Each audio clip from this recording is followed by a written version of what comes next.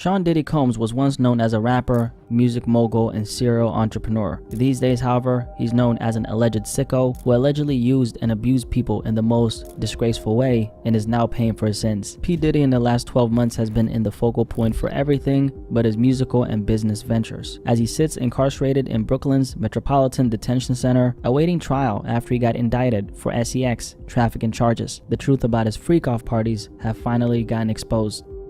Sean Diddy Combs has been a mogul in the music industry for over 30 years. He's played a part in the careers of some of the most successful names in hip-hop. While music has been what the majority of the public recognize him for, things have been a little different behind the scenes, as most of his peers know him as a strategic event planner who puts together some of the best parties in the music industry. Some of those parties were highly documented celebrity events like the all-white parties, while others were not so documented and illegal for that matter.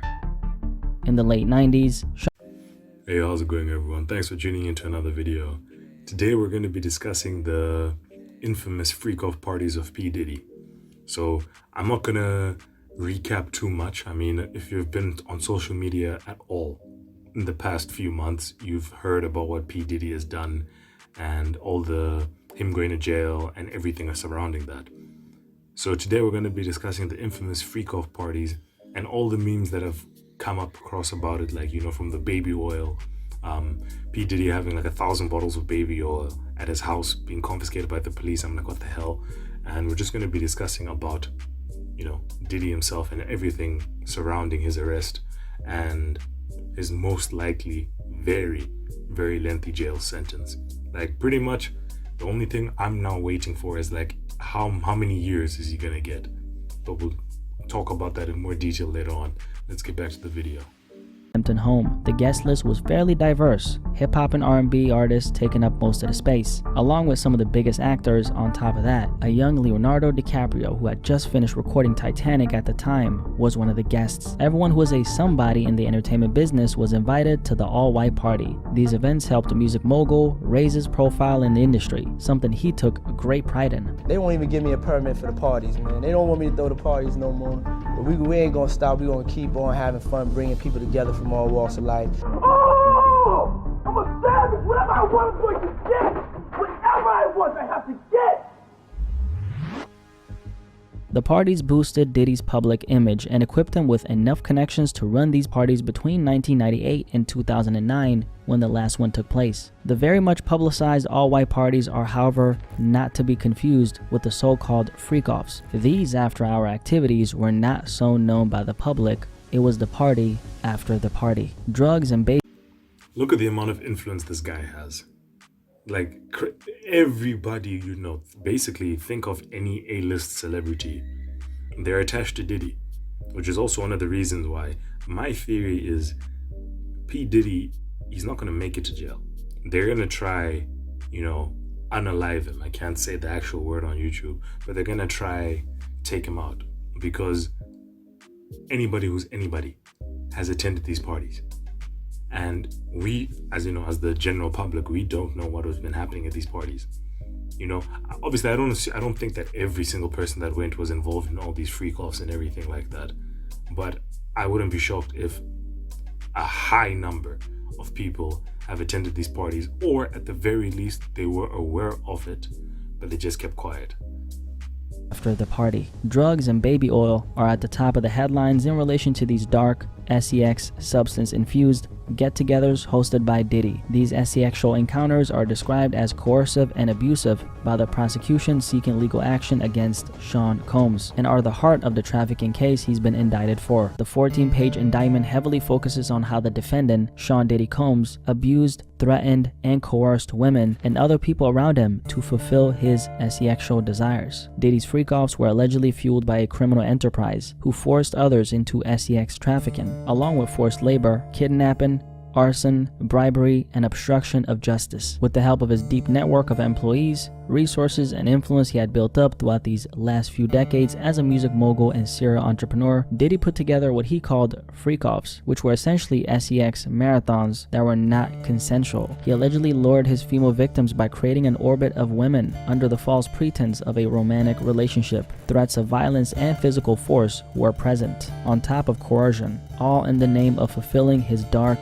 desires. desires. The freak-offs were essentially an explicit show which sometimes lasted for multiple days, directed and hosted by Diddy himself, and it involved multiple people at a time, both men and women. As Diddy was pleasuring himself, unbeknownst to the alleged victims involved, he was also videotaping these moments and saving them as leverage against him. Another critical aspect of this is how Diddy, as a way to sedate and control his victims, allegedly used copious amounts of drugs to keep them in check, obedient, and compliant. The thing that surprised me the most upon hearing about these freak-off parties is why? Like, what's the purpose behind it? Like, if you want to be involved in whatever it is that you're involved in behind closed doors, but you're P. Diddy, you have influence, you have the respect, you have the recognition, why risk it all? And then one of my friends I was speaking to about it was like, once you get to a place where you literally have everything, the only way you can actually get true excitement, true fulfillment, is by doing the things that you shouldn't be doing. So basically, the fact that it's so taboo is why he wanted to do it. He probably gets a thrill out of doing these things, and it's like, I'm not going to be caught. I'm not going to be caught, or something like that. Absolutely insane, but it does make sense as a theory.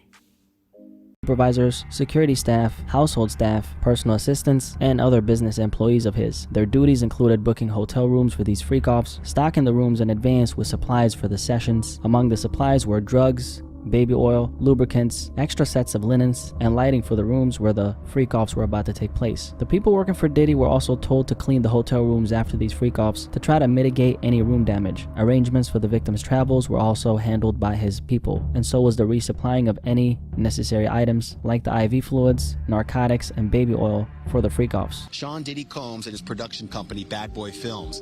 Dozens of agents searched the property for hours, leaving with boxes of evidence. Law enforcement seized a lot of these supplies in March 2024 during a search of Diddy's various residences in Los Angeles and Miami. Diddy had his people handle basically everything for him. Any payments that were made to the SEX workers involved were all done in cash, which was delivered in large sums all over the United States. All Diddy had to do was arrive and it was game time. The emotional, verbal, and physical abuse the alleged victims were subjected to is a big focus in his case. The indictment against Sean Combs states that he maintained control over his victims through not only physical violence, but promises of Yeah, this man is a monster. Like, there's no defending it. Like, there really is no defending any of these actions. And the fact that he recorded all of these tapes, if we, the public, get these tapes, I think the internet will like have a meltdown, absolute meltdown. Because I suspected when everything happened earlier this year with Cassie, when he was so quick to pay her off. I think she like filed the lawsuit against him, and then I'm forgetting how many millions, but like it was a significant chunk. I think it was like 10 million or something like that she was wanting in damages and all that. The fact that he paid her off within a day or two, for me, I was like, this fool is guilty. He is guilty. For you to pay it off within a day or two, you're not even trying to fight for your name, nothing like that. And immediately when I saw that, I remember even discussing and saying, hey, look, there are going to be way more accusations that are going to come out now. Because the people that he's been, Cassie wasn't the first, and as we know now, like she was not even like the 50th or 100th or some crazy number like that. More people are going to come forward, and Diddy's going to go down. Because that's how it actually started with R. Kelly. First, one person came forward, paid off, and then we all know the rest of what happened with R. Kelly. With Diddy, I was like, okay, it might take a longer time for him to go down, but I was wrong about that, because literally, I think, 3-4 months later, he was gone, whereas R. Kelly dodged the rest for like years. So we'll see how that goes.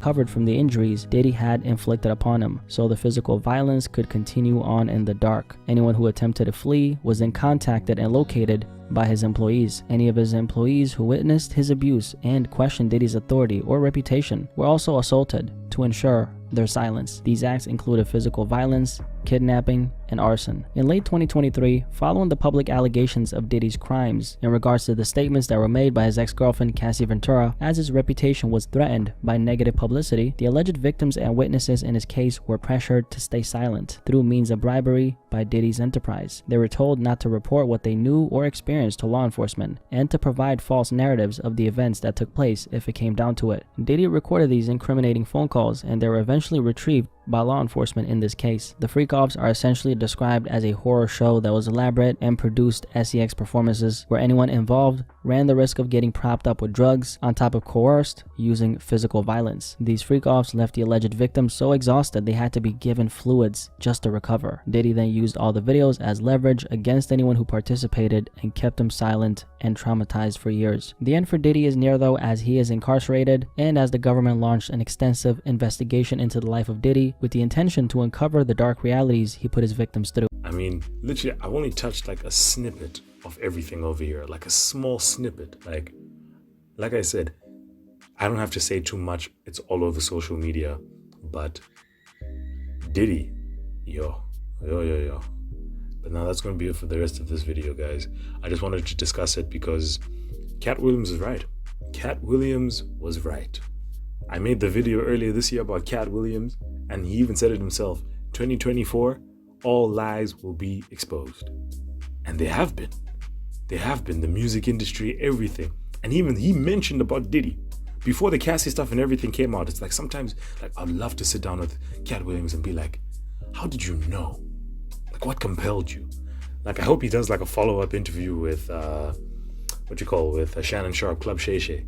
Because, man, that interview, and that was like, I think the first week of January when that interview came out, man, Katt Williams, that guy was spitting. Like, everything he's saying is true. If anything, I now look at Katt and I'm like, Katt was right. Katt has been right all these years. From the comedians to Diddy, to the celebrities, to the people being exposed. Crazy stuff, man. Now that's going to be it for this video. Probably not the last Diddy video we're going to make. Obviously, when we get his sentencing and everything like that, I'll probably be back here. And yeah, guys, I'll catch you in the next one. Cheers.